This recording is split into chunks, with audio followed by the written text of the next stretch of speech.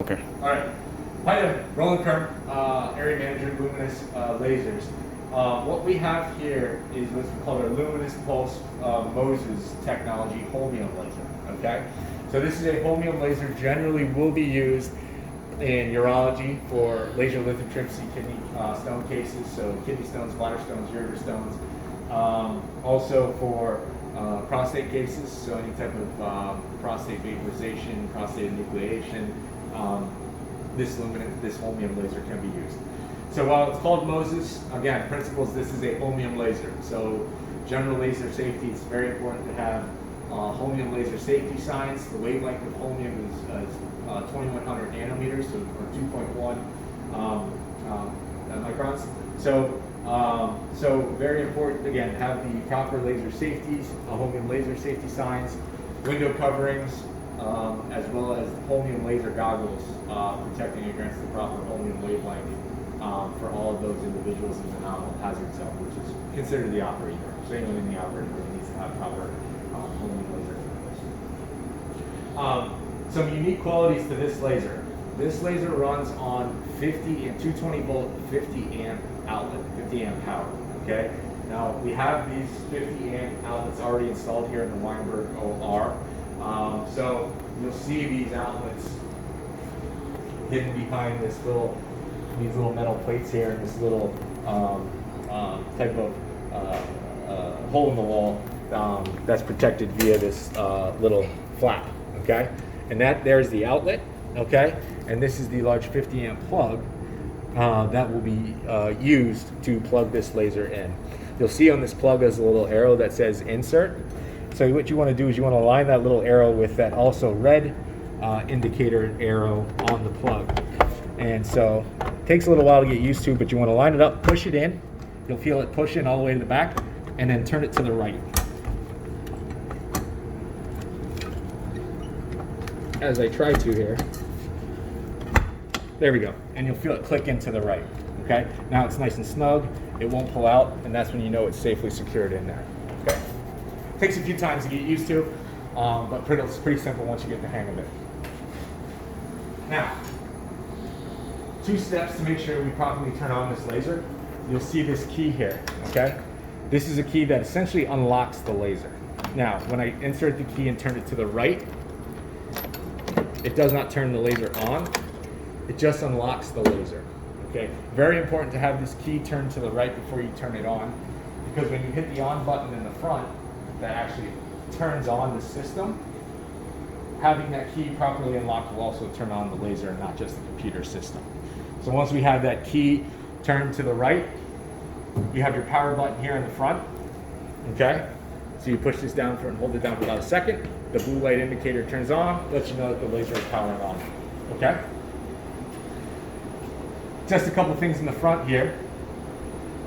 There's an emergency stop button here in the very front. So if anything should happen, faulty fiber or something should happen during the case, we need to immediately shut off the laser.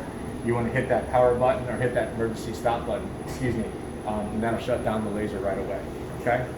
You have your fiber port, all right, and there's a little fiber port covering that you should be in the closed position unless you're going to use the laser for a case, and you slide it to the left, which will open that fiber port. And that's the port that'll be used to insert the fiber into the laser. This laser, as it starts up, will go through some self-checking and calibration. It takes a few minutes, so I always think it's important to turn on the laser a little before you want to use it, so that we're not left with it starting up when the operator or the surgeon needs to use the laser and it's ready to go. Okay? While it starts up, we'll go back to the back of the laser. Okay? This laser is operated via a foot switch, okay, or a foot pedal. You'll see a left pedal and a right pedal, which means the operator, and I'll show you in that treatment screen a little bit, can toggle between the left and right pedals to 2 different settings, depending on what the operator is trying to accomplish during the case. Okay. Starting on the left here, so again, I went over that key switch. You'll have the plug here for the foot switch, so it's always important to make sure it's plugged in so that the operator can use the laser properly. You'll have this interlock key, okay, which again, similar to the CO2 laser, is important to always be plugged in Otherwise, you won't be able to arm the laser itself. As we go down here a little bit, you'll see these two almost little pedal options, okay? If you want to lock the laser in place, so let's say we have it ready for a case, we have it set beside the surgeon and we don't want it to move, put your foot down, it almost acts like a brake, and you can't move it down. It's locked in place.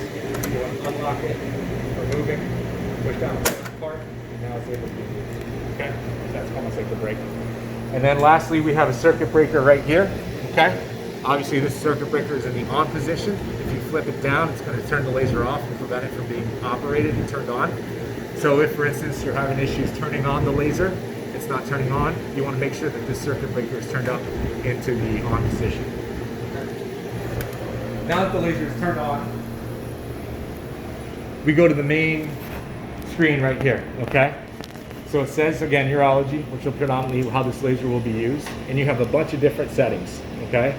So all these are preset into the system. So everything from HOLEP, which is holmium laser enucleation of the prostate, vaporization of the prostate, PCNL, so a percutaneous nephrolithotomy, if we're doing stones via renal access, we get renal access, lithotripsy, which is more of just a stone fragmenting type setting, stone dusting, which gives you a finer, more higher hertz stone dusting settings, tumor ablation, and then incision for soft tissue as well, okay?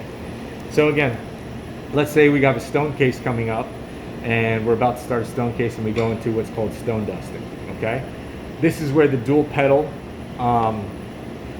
capabilities come into play. So on the top here you see left pedal, which is what's considered here in default as our dusting setting. So it's going to operate at 3 joules, 0.3 joules, and 80 hertz frequency. So a higher frequency that we're delivering a lot of pulses to that stone to dust it into finer pieces. The right pedal here is going to give you a fragmentation setting. So this setting is more if we're just looking to break up the stone versus dusting. So again, that dual pedal option gives the operator the ability to go back and forth between that left and right pedal, okay? What Moses does is essentially it's a pulse modulation. So you'll notice here with the Moses icon here is turned off on each one of these pedals. This laser, to utilize the Moses setting, uses Moses fibers. Now, this is unfortunately a demo fiber that's been wiped down, but it'll say Moses fiber, say 200 DFL or 365 or 500. These come in 3 different size of fibers: a 200 micron, 365 micron, and a 550 micron Moses fiber. Okay. For flexible ureteroscopy, we're going to predominantly use the 200 and 365 micron fibers. For bladder stones and bladder cases, we'll use the larger, probably 550 micron fiber. But if I plug in this Moses fiber into this fiber port, and again I push it down so it seats, and then I screw it righty-tighty all the way in till it's tight and secured into the port, you'll notice the screen then highlights and it'll say a Moses 200 DFL fiber. Now this icon's highlighted in red, and these are single-use fibers, so I can't use this fiber to fire the laser or during a case. If you've got a properly non-used fiber, this is going to say Moses 200 or 365 or 550 highlighted in green. So it's going to let you know that that fiber is recognized and able to be used for the case. Okay. Now, however, because I have a Moses fiber plugged in, we can turn on and off the Moses setting. And again, that Moses pulse modulation gives you a better stone ablative ability while also reducing stone retropulsion, so preventing the stone from flying, throughout the bladder or up into the ureter or around the kidney. So generally, we want to turn the Moses on. So we hit the Moses icon, and it's going to ask you for contact or distance. Contact is when we think that we're going to be able to be directly on the stone. More ideal, more for bladder, ureter cases. For kidney stones, maybe where we don't have quite the access that we would like to get the fiber tip directly on the stone, we'll choose Moses distance. It's just going to confirm that, hey, Moses mode behaves a little bit differently than normal, regular holmium pulses. Do we want to continue? We say yes, or say okay. And then we'll turn Moses on again on the other pedal so that we have access to it on the left and right pedal. Okay. So now we have Moses turned on the left pedal with a dusting setting, Moses turned on the right pedal with a fragmentation setting. And again, we can still toggle these up and down using these different arrows on the touchscreen. So So let's say we want to turn down the hertz a little bit. We want to go down to 70 hertz, we can do that. If we want to turn on the energy a little bit, we can do that as well. Okay? Aiming beam here, we can adjust the aiming beam intensity in the bottom left. Okay? It always defaults to medium. So if we want a little bit more of a sharper, more intense aiming beam, we can turn it to high. Or if we want to go back to medium, or we can turn it to low, or completely turn it off as well. And if you want to turn it off, it's going to give you a warning. Hey, are you sure you want to turn off the aiming beam? We'll just hit cancel here. Okay. We can also cause the aiming beam to blink off and on if we'd like. It defaults to a solid aiming beam, but if for whatever reason the operator would like to have the aiming beam blink, we can toggle that as well. Suction, not to worry too much about during stone cases. This will be used if we have the suction handpiece used in conjunction, say, for a PCNL, which we don't have and is not too used too often, so not as important of an icon to be concerned about. And then from here, you can go from standby to ready. Now, again, because this is a fiber that's already been used, it's not going to let me go into ready mode. But when you have a fiber that is non-used and recognized by the system, you go into ready, and that's when you'll be able to operate the laser then via those two different foot pedals. Okay. As you use the laser, it's going to total the amount of energy in kilojoules used. So as the operator is using that laser throughout the case, it's going to continue to tally these kilojoules. And once the case is done, you'll see the amount of kilojoules that have been used during that case. Okay. So again, you'll also be able to record the different settings that the operator used. And what's also nice about this is that if we need to record the setting or the amount of time that the laser was actually used during the case, we can go into what's called, go into this home screen. We go back to the home screen, and go into reports. So let me do that again. So home screen, reports, and it's going to show you a list of the running cases that has been used on this laser since it's been installed. Okay. So again, we don't have any cases that have been used yet here at Johns Hopkins, but we have a few different instances in which this laser was used for servicing as it was being built and installed.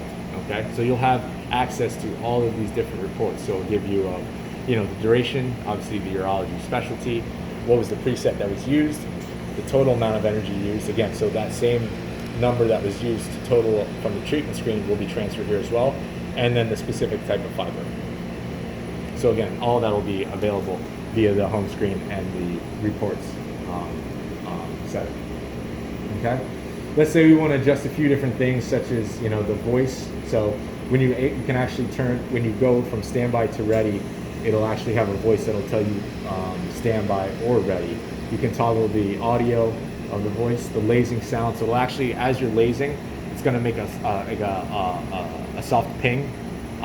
Just to let you know that the laser is being used. You can toggle the how loud and the volume of those different options. The display, so we can toggle down the brightness and how dim the actual display screen here as well. Date and time, language, the default specialty, urology as well. So again, just a few different things if you want to adjust the settings and utilities. You can also manage the presets. So let's say we go into a stone dusting setting again, and Dr. Smith actually likes 0.3 and 70 hertz. So it's a little bit of a revised stone dusting, all right? So then what we can do is we can go into this little wheel here, save this as a preset, and then what we can do is, rather than saving it as stone dusting,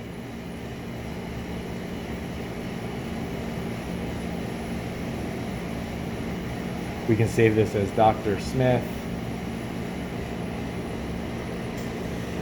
and then we hit the check mark right down here, and we hit save, and now we have Dr. Smith. So let's say we want to go, Dr. Smith's getting ready to start another case. We go into manage presets, hospital presets. So again, now we have Dr. Smith's setting. We're going to star that because we want to bring it now to the add to our favorites. So now when we go to the home screen, now we have Dr. Smith's setting right there on the home screen. So when we start this laser up again after each case, we don't have to toggle too many different things. If Dr. Smith knows his setting, we can go right into Dr. Smith, and there's that 0.3 and 70 setting. So we can save multiple different presets based on the doctors and what they prefer to use. We can always use the already presets that are already preset into the system. Again, so some different options right there. When we're ready with the case, say we finish the case, okay, again, these are single-use fibers. So to remove the fiber, we turn this to the left to loosen the threading. Once it's loose, pull it out.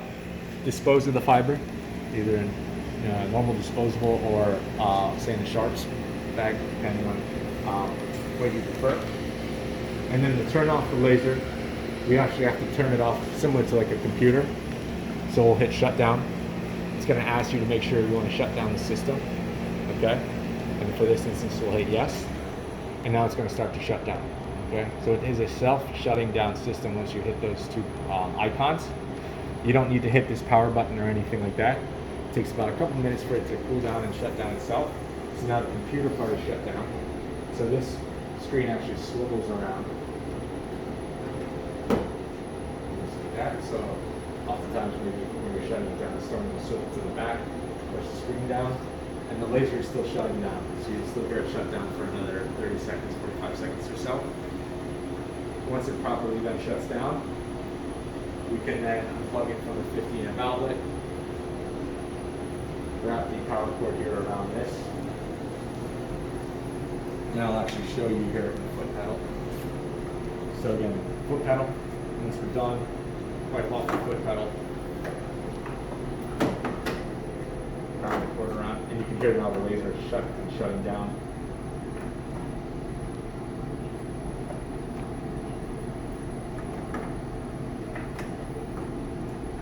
There's these two little kind of prongs here, okay, that stick out. This is where you can house the foot pedal, and you have these two holes on each side of the foot pedal as well. So you just align those prongs with the holes. Now the foot pedal can be housed and hang there. Now the laser shut down. So again, go back to this 50 amp outlet. If you remember, we turned it to the right to lock it in, so now we have to turn it to the left. It unlocks and comes out.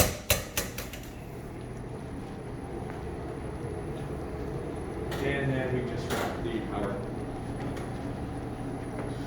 cord around like so. And now we're ready to transfer. That's the Moses Holmium laser. So again, it's still important to recognize that this is a Holmium laser, 2100 nanometer wavelength.